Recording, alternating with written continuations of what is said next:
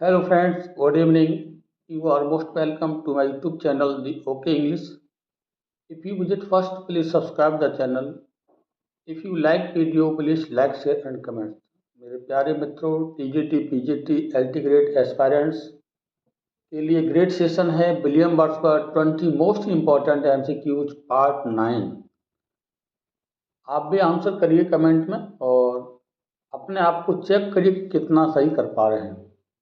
इससे पहले हमने 8 पार्ट अपलोड कर दिए। यदि उन्होंने आपने वॉच नहीं किया तो उन्हें वॉच कर लीजिए, जिससे अच्छा समझ में आएगा। आज जो हम डिस्कस करेंगे, विलियम वर्ड्सवर्थ की 2 पोएम डिस्कस करेंगे। एक तो the world is too much with us, दूसरा है डैफोडिल। तो पहले 10 क्वेश्चन हमारे the world is too much with us से संबंधित हैं। देखते हैं कौन सा क्वेश्चन है। तो पहला क्वेश्चन हमारे सामने आ चुका है। The poem The world is too much with us primarily criticizes। प्राथमिक रूप से जो पोएम है किस पर इसका क्रिटिसाइज किया गया है, किस पर इसकी टिप्पणी की गई है। तो वर्ड्सवर्थ ने इसे किस पर अटैक किया है। तो वर्ड्सवर्थ ने ए, बी, सी और डी में से फटाफट आंसर करेंगे किस पर क्रिटिसाइज किया है।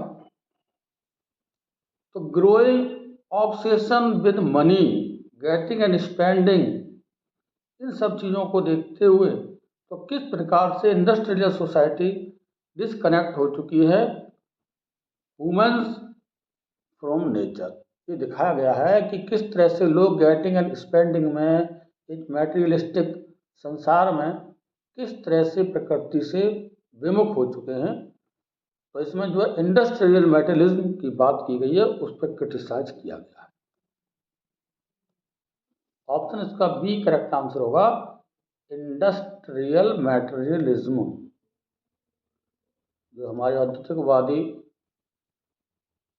अर्थ की प्रधानता लोग कर रहे हैं भौतिकता की, तो उस पर क्रिटिसाइज किया। The structure of the poem is, structure कैसा है? शेक्सपियरियन सोनेट पैटर्न पे है, पेट्राचन सोनेट है, ब्लैंक वर्स है, फ्री वर्स है। फटाफट क्वेश्चन नंबर 2 का आंसर करेंगे आप। देखिए इसका जो है जो सिस्टम है Octave, Octave plus sestet. Octave मतलब होता है 8 लाइन्स और सेस्टेट मतलब होता है 6 लाइन्स। मतलब ये है सोनेट तो 14 लाइन्स होती हैं। पहली जो ऑक्टेव होती है इसमें 8 लाइनें होती हैं। इसका जो क्रम रहता है A B, B A, A B, B A, तो राइमिंग स्कीम की बात कर रहे हैं। और जो सेस्टेट का क्रम रहता है वो हमारा, ये तो ऑक्टेव का क्रम है, और सेस्टेट का क्रम रहता है सी डी सी और D C D, D C D. ये इसकी राइमिंग स्कीम बनती है। तो जो पैटर्न है ये खास तौर से पेट्रार्कियन फॉर्म में माना जाता है। कौन सा है? पेट्रार्कन सोनेट मानी जाती है, या पेट्राचन। ऑप्शन बी इसका करेक्ट आंसर होगा। The world is too much कौन से फॉर्म में है?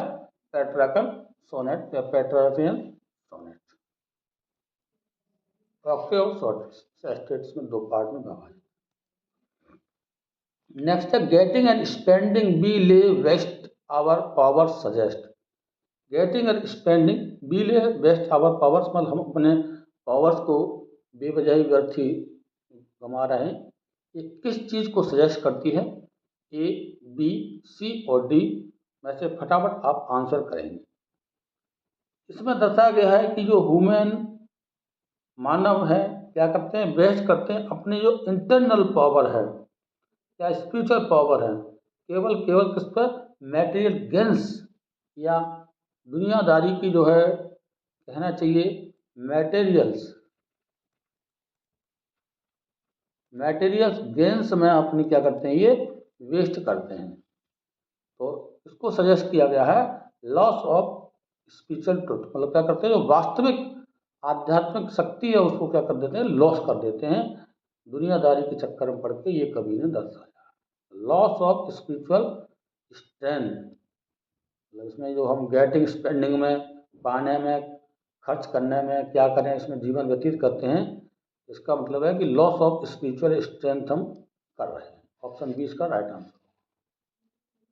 Little we see in nature that is ours indicates, जो लाइन है, little we see in nature that is ours, little बहुत कम, वी सी देखते हैं, नेचर प्रकृति में, दैट इज आवर जो कि हमारा है।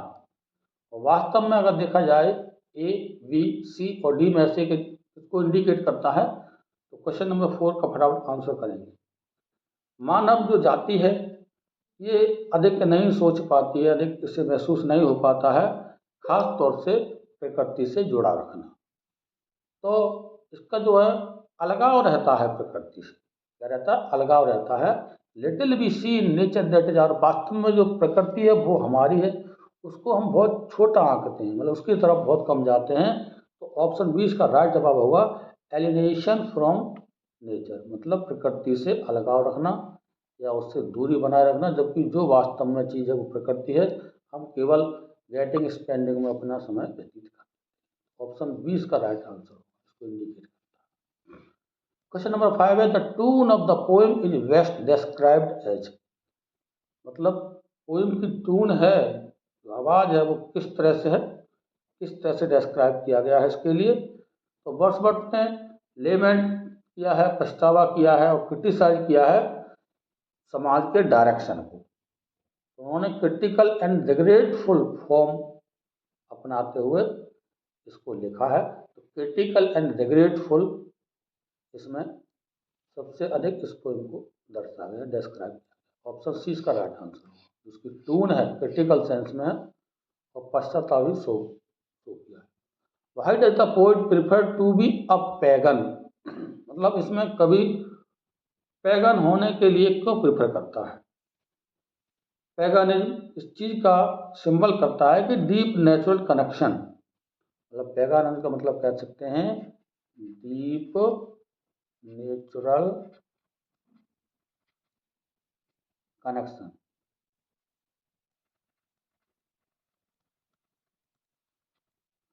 प्रकृति से गहन जुड़ाव, ठीक। तो इसमें ऑप्शन सी करेक्ट होगा हमारा, to feel closer to nature, मतलब पैगन का मतलब पैगन होने के लिए उन्होंने कहा है कि to feel closer to nature, प्रकृति के पुजारी या प्रकृति से प्रेम रखने वाला या महसूस करने वाला, ये वास्तव में दुनिया में है तो है क्या है, प्रकृति है, बाकी सब दिखावा मात्र है, ये वस्तुएं, ये मेटलिस्टिक चीज़ें। तो ऑप्शन सी इसका करेक्ट आंसर होगा, to feel closer to nature. कि नेचर वर्ड जहाँ भी आपको मिले तो समझ लीजिए कि वर्ड्सवर्थ का आंसर या फोकस उस चीज़ पर होगा। प्रोटियस एंड ट्रोटन आर, प्रोटियस और ट्रोटन क्या चीज़ हैं, ए बी सी डी में से फटाफट आंसर करेंगे। तो प्रोटियस और ट्रोटन दी जो एल्यूजन्स हैं इस चीज़ को दिखाते हैं कि कवि की इच्छा क्या है संसार के बारे में, जहाँ की वास्तव में प्रकृति ही स्पिरिचुअल है, दुनिया में प्रकृति ही जीवित है, बाकी चीज़ क्या है, अलाइव नहीं है। स्पिरिचुअलिटी अगर वास्तव में अलाइव है तो क्या है, प्रकृति। तो उसमें ऑप्शन सी करेक्ट होगा, माइथोलॉजिकल सी गॉड्स, मतलब इन्होंने प्रोटियस एंड ट्राइटन ये कौन है, माइथोलॉजिकल सी गॉड के बारे में कहा गया है। ये समुद्री देवता हैं, इनके नाम दिए गए प्रोटियस एंड ट्राइटन।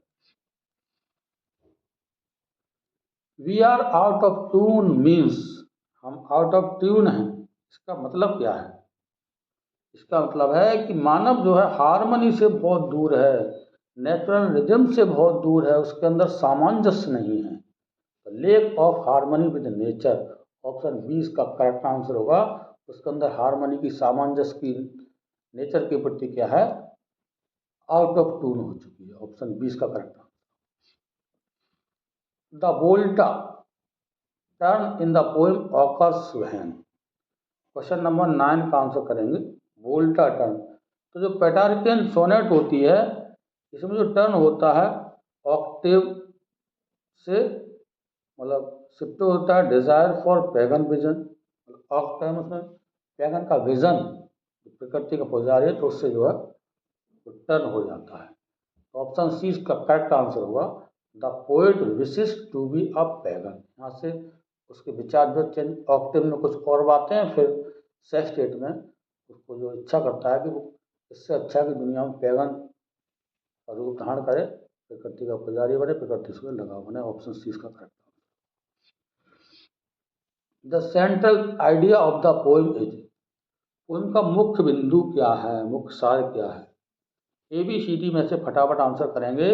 तो पोएम जो है सीधा सीधा कंट्रास्ट करती है मॉडर्न मेटलिज्म वर्सेस स्पिरिचुअल नेचर। तो उसके बीच में मेटलिज्म और स्पिरिचुअल नेचर के बीच में क्या है, कंट्रास्ट है। द कॉन्फ्लिक्ट बिटवीन,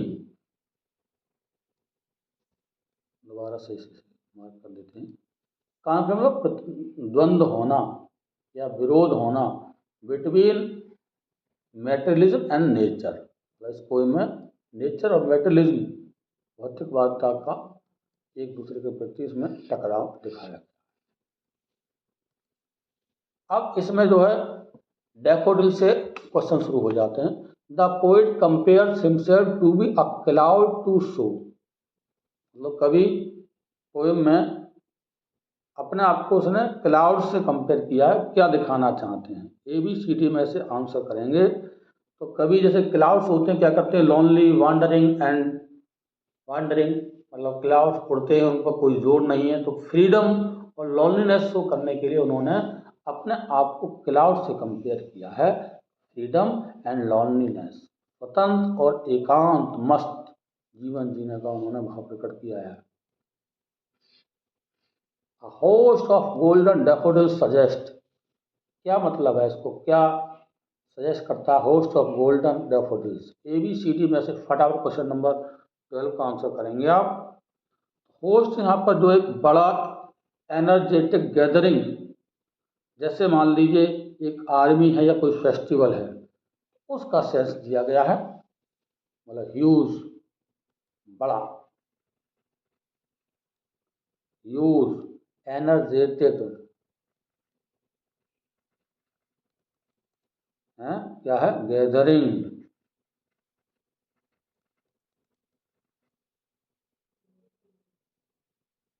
बड़ी भीड़ भाड़, एक शक्तिशाली चीज शो करिए। तो ऑप्शन इसमें होगा ये large lively crowd, large lively crowd, बड़ी सी जीवंत भीड़। ऑप्शन सी इसका राइट आंसर।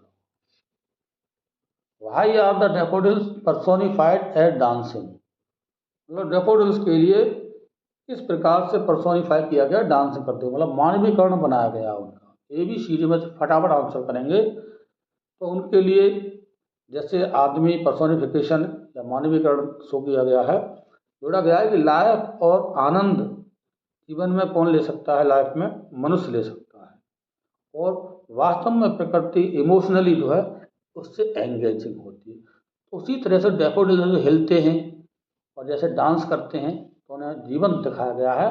तो इसका ऑप्शन बी करेक्ट होगा, to make them human like and joyful. उनके लिए दिखाया गया है, टू मेक देम बनाया गया है ह्यूमन लाइक एंड जॉयफुल, मानव की तरह, और जैसे मौज मस्ती लेना, तो वो भी डांस कर रहे हैं और हवा से लहरा रहे हैं। ऑप्शन का जो है वी था। अब क्वेश्चन नंबर 14 देखते हैं। The daffodils are compare to, किससे कंपेरिजन किया गया है? ए बी सी डी में से फटाफट आंसर करेंगे आप। तो डैफोडिल्स को एक सिमिली का सेंस देकर कंपेरिजन किया गया है एंडलेस नंबर एंड ब्राइटनेस से। क्या है, जैसे स्टार्स इन द मिल्की वे, आकाश गंगा में स्टार चमकते हैं, तो उसको कंपैरिजन किया गया। एक क्रम से झुंड लाइन से लगे हुए हैं, तो कतारबद्ध तरीके से कतार खत्म नहीं हो रही है, तो stars in the Milky Way से कंपेयर उनके लिए किया गया। Option B correct. The waves dance what the daffodils, waves क्या करती हैं, डांस करती हैं, वट, लेकिन डैफोडिल्स क्या करते हैं? तो क्वेश्चन नंबर 15 का आंसर आप करेंगे, नेचर की ब्यूटी, फ्लावर्स हैं, उससे गुजरते हैं, नेचर मोशन वेव्स करते हैं।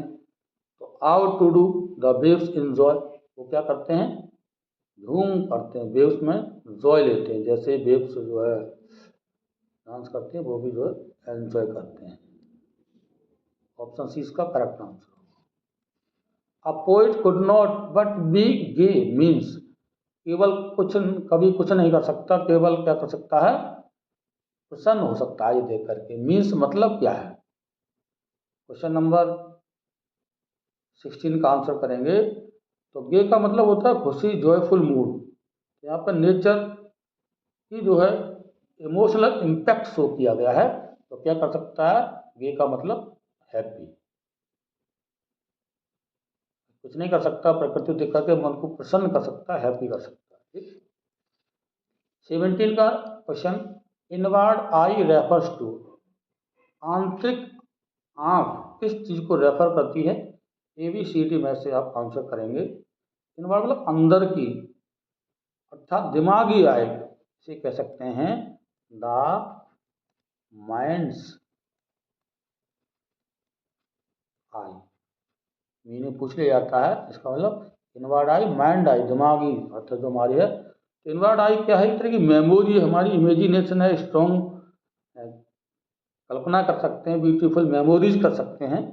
तो इसका आंसर बी होगा, मेमोरी अर्थात इमेजिनेशन। इनवर्ड आई का मतलब कोई भी चीज़ हम अंदर अंदर सोचें, कल्पना करें, वो हमारी आंतरिक आई या दिमाग की आंख, अंदर ही अंदर हम देख सकते हैं, बहुत दूर। The phrase wills of solitude suggest, wills of solitude इसका मतलब क्या है, ए बी सी और डी में से आंसर करेंगे। तो solitude becomes pleasant due to memory of nature, क्या करता है, विल्स ऑफ सॉलिट्यूड मतलब है कि जॉय इन पीसफुल आइसोलेशन,